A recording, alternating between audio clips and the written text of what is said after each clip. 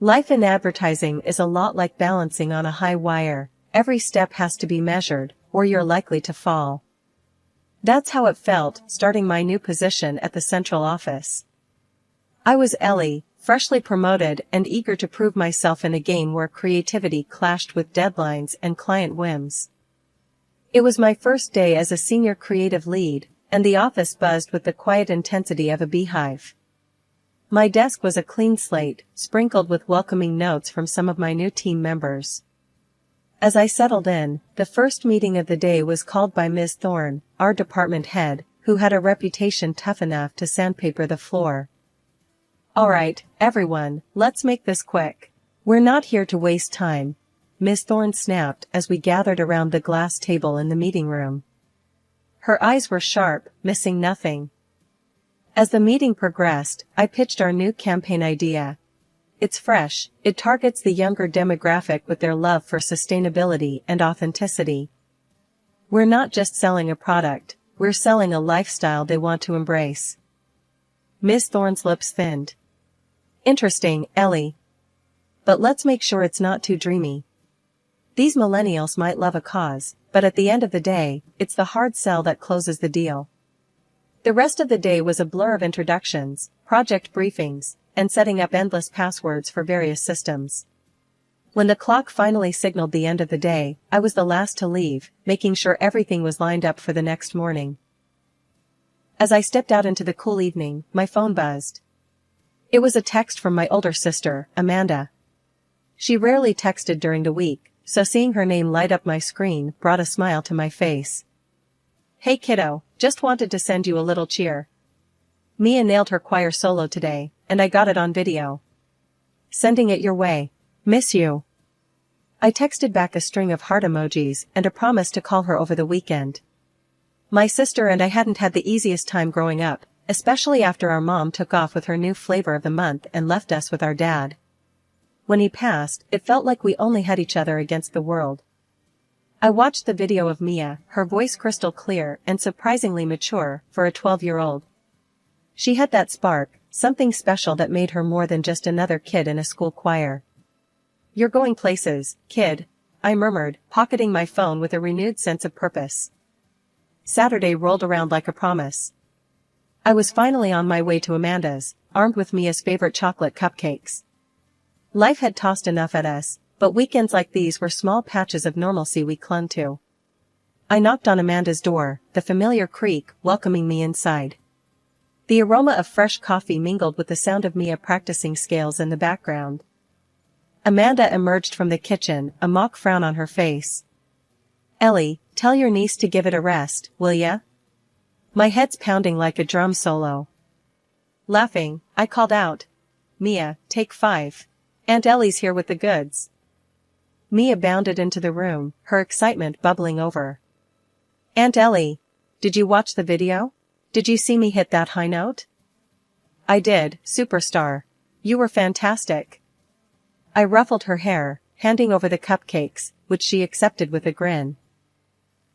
As Mia dashed back to her room, likely to stash the cupcakes away from adult supervision, I turned to Amanda. "How you holding up, sis? You look a bit worn out." Amanda sighed, pouring us coffee. "Work's a beast, Ellie. You know how it is. But it's nothing a good cuppa can't fix." We settled onto the couch, sipping the bitter brew. "Ellie, have you spoken to Mom recently?" Amanda's voice was tentative, almost cautious. Rolling my eyes, I shrugged. "You know I haven't. Not after the last circus." "Why? Has she reached out?" "Nah, just the usual postcard from wherever the hell she is now. Maldives, I think. Says she's living her best life or some crap like that." Amanda's tone dripped with disdain. I snorted. "Living her best life, huh? Must be nice, forgetting you have daughters who deal with real life every day." The conversation turned as we discussed Mom's latest escapades, none of which involved her being a responsible parent. It was old news, but it stung anew each time. Changing the subject, Amanda leaned in, lowering her voice even though Mia was out of earshot. Speaking of real life, I've been thinking about setting up a YouTube channel for Mia. She's got talent, Ellie. Real talent. My interest piqued. That's a solid idea. She's a natural in front of a camera, and Lord knows she's got the pipes. What do you need to get started? Just some basic recording gear. Nothing fancy. I've saved up a bit. Plus, if it takes off, maybe it could help with her college someday. We spent the rest of the afternoon brainstorming for Mia's channel, our voices filled with an excitement that had been missing for too long. It wasn't just about the potential of a YouTube channel, it was about giving Mia something solid, something joyful to hold on to. Driving back to my place, I couldn't shake the feeling of warmth that only a day well spent with loved ones could bring. Despite the chaos of work, this, family, was what mattered. And I was ready to fight for it, come what may. 2 years flew by unnoticed: work, family, and work again. That Tuesday started like any other day at the office, with coffee that was too bitter and emails that were too many. But just before lunch, my world came crashing down with a single phone call.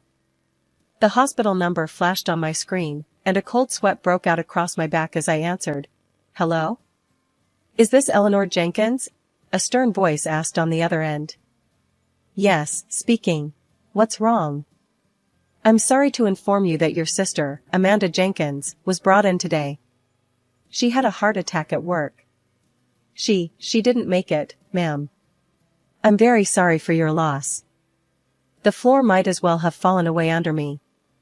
Thank you, I'll be there as soon as I can. I hung up, my heart pounding in my ears, and my vision blurry. Stumbling to Miss Thorne's office, I barely managed to knock. Miss Thorne looked up, her usual scowl in place. What now, Jenkins? I hope you have a good reason for interrupting. My sister, she died. Heart attack. I need to go to the hospital. I managed to choke out, the words tasting bitter on my tongue. Her eyes narrowed, assessing me like I was a faulty cog in her machine. Jenkins, if you need time off again this month, I can't promise your job will be waiting. I stared at her, my grief turning to anger. My sister just died. I'm going, whether my job's here or not. Without waiting for her response, I turned and left her office, her sharp voice calling after me. Think about your career, Jenkins. I didn't stop, didn't look back. Grabbing my purse, I bolted from the building and hailed a cab, the hospital address spilling from my lips like a prayer. At the hospital, I was a zombie, signing papers I didn't read, nodding to words I didn't hear. It was over. She was gone. And then the hardest part came, telling Mia. I collected her from school, the normal smile she greeted me with tearing at my heart. As we sat in the parked cab, her smile faded, her eyes searching mine. Aunt Ellie, why are you here? Where's Mom? I took a deep breath, my voice a whisper. Sweetie, something very bad happened.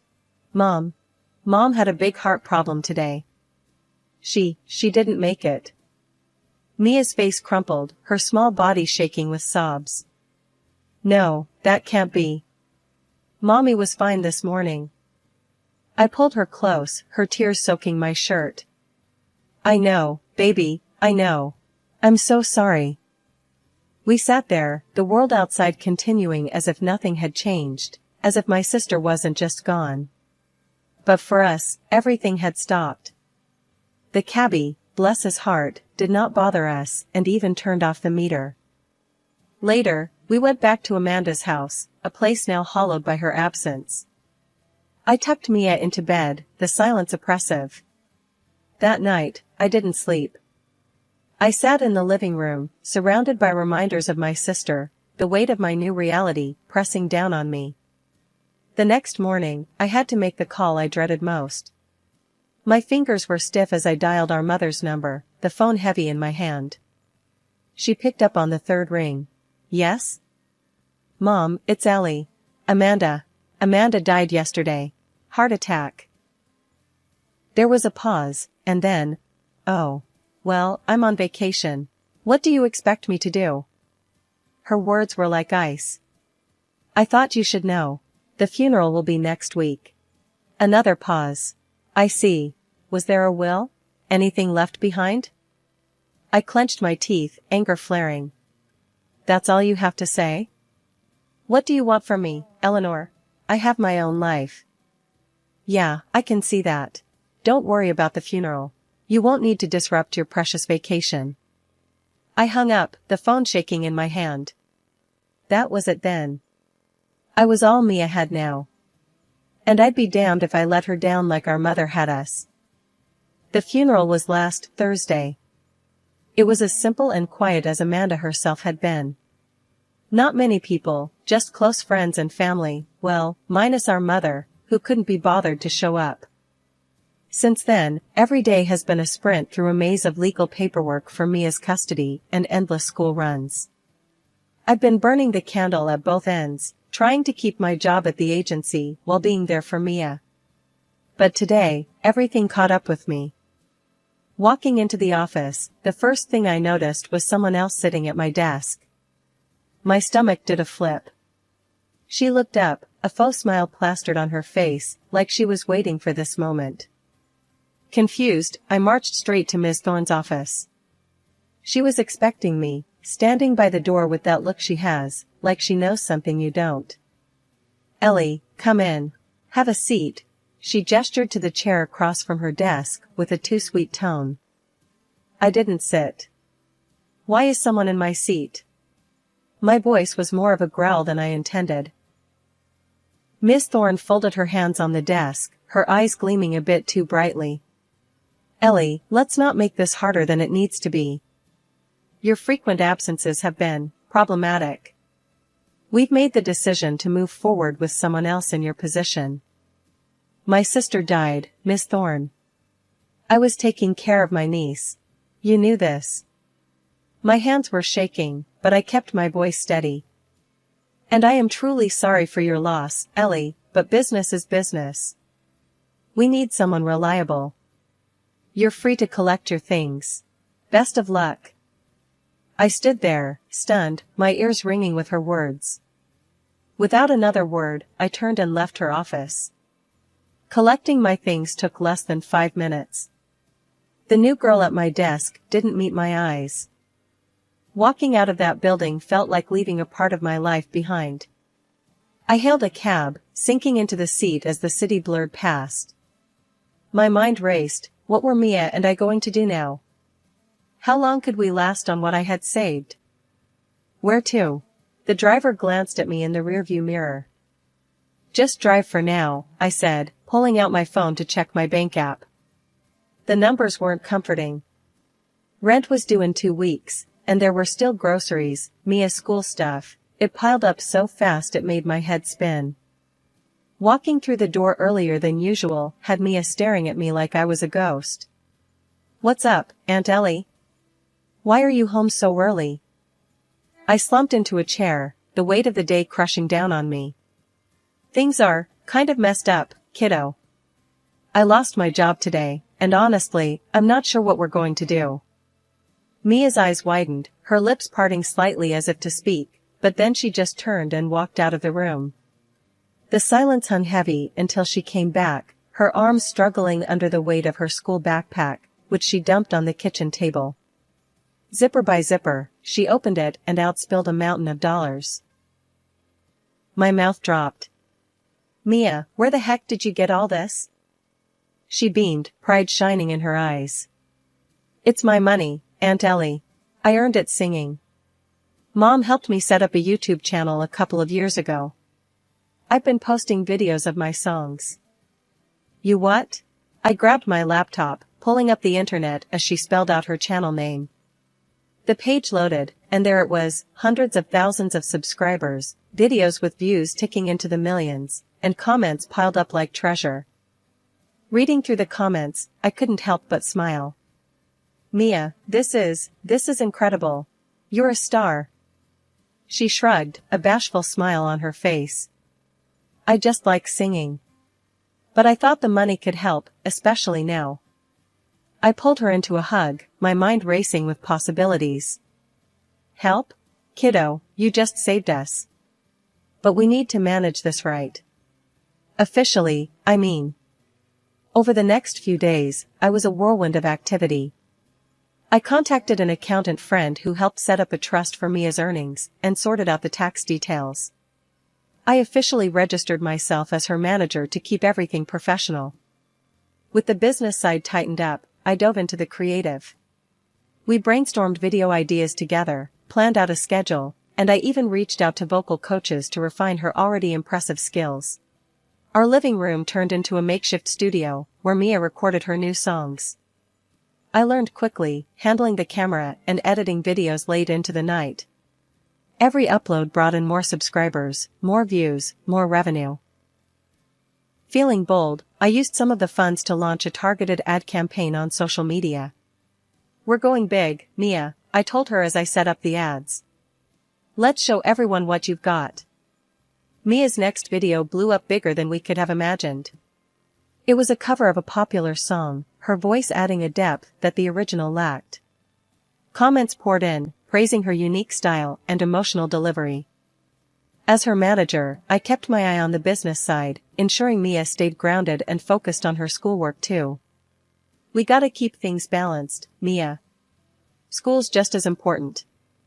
A few months later, Mia was invited to perform at a city concert, sharing the stage with local artists who were household names.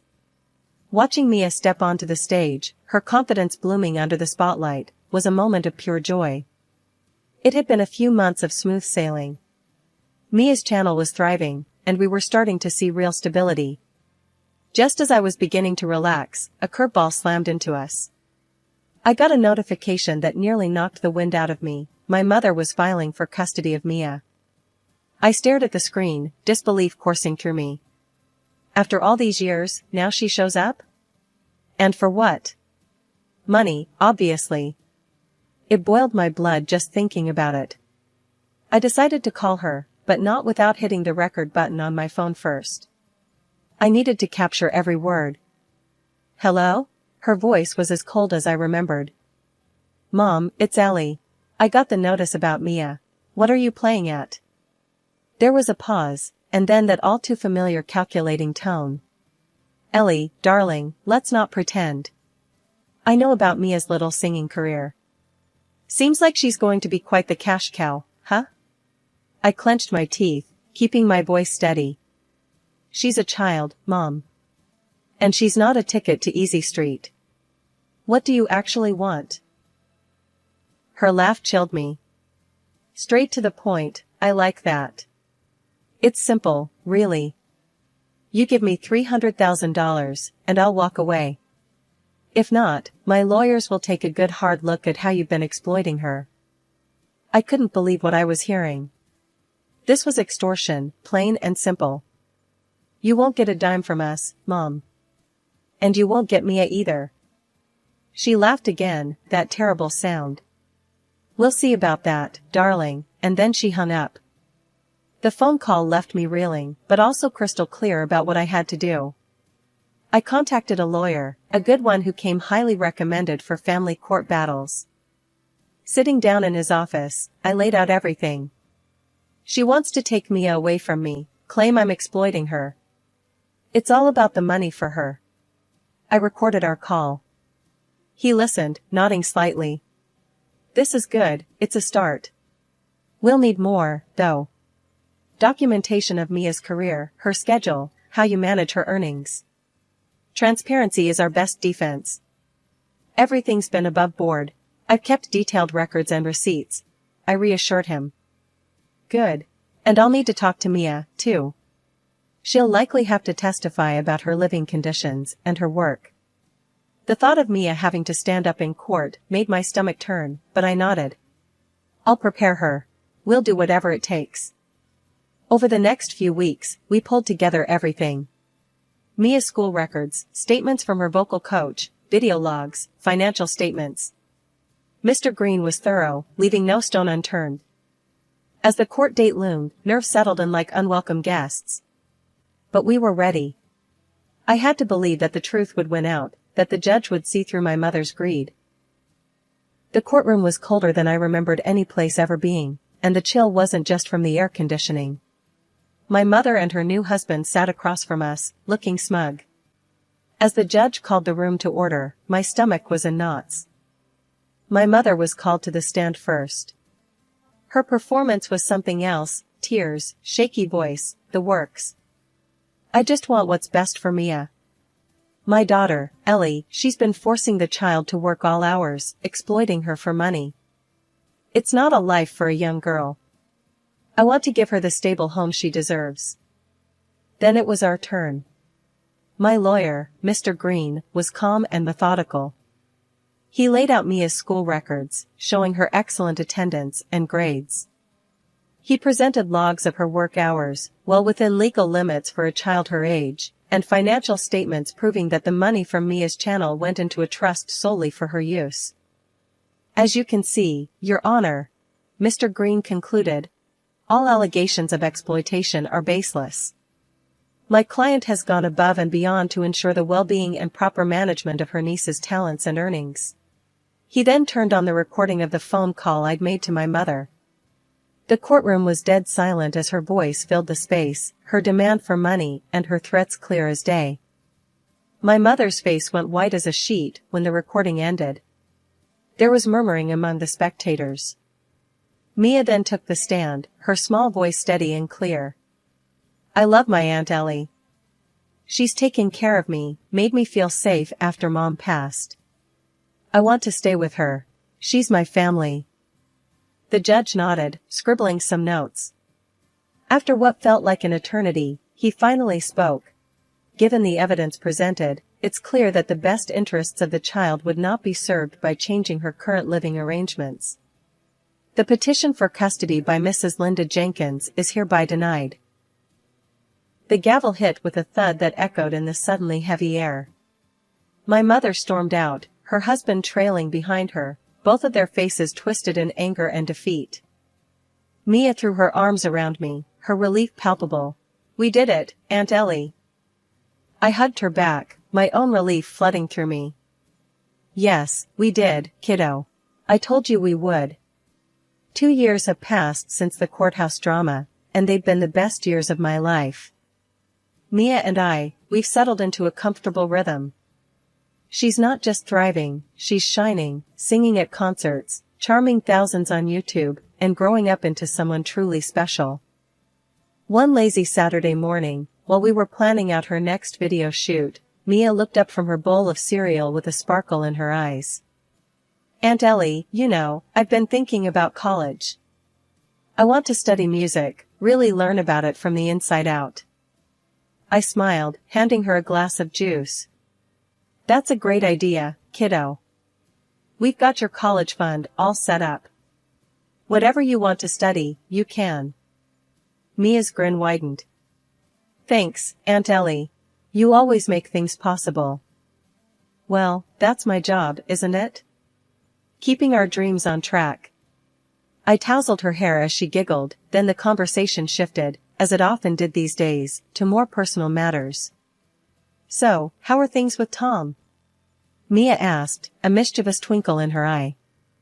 I blushed, a smile creeping up on my face. Actually, pretty amazing. We're getting married, Mia. Her eyes went wide. Seriously? That's awesome. Can I be your bridesmaid? Of course, you goof. I wouldn't have it any other way. I chuckled, feeling a warmth spread through me at the thought of the upcoming wedding. Tom had come into my life at a time when I thought all I'd be doing was fighting fires, both at work and home. He brought a sense of peace and joy that I hadn't known I was missing. It felt right, the 4 of us together, Tom and his son, Mia, and me. As for my mother, word had it that her latest husband had left her after the money ran dry. I felt a pang of something that might have been pity, but Mia brought me back to reality. You okay, Aunt Ellie? She asked, noticing my momentary silence. I squeezed her hand, shaking off the shadows of the past. Yeah, kiddo, I'm just thinking about how far we've come. And how we've got each other, which is all we really need. Mia leaned into my side, a content sigh escaping her. Yeah, we do. And now you've got Tom and Jack, too. It's funny how life works out. 2 years ago, I was scared, unsure of the future, fighting to keep Mia safe and happy. Now, here we were, planning a wedding, looking at colleges, and living a life full of love and laughter. That evening, as I sat on the porch watching the sunset, Tom came up behind me, wrapping his arms around my waist. "You look happy," he murmured into my hair. "I am. I really am," I replied, leaning back into his embrace. Life's turned out better than I could have hoped. With Mia's laughter floating out from her room where she was probably choosing songs for her next concert, and Tom's steady presence at my side, I knew this was exactly where I was meant to be. Moving forward, one beautiful, ordinary day at a time,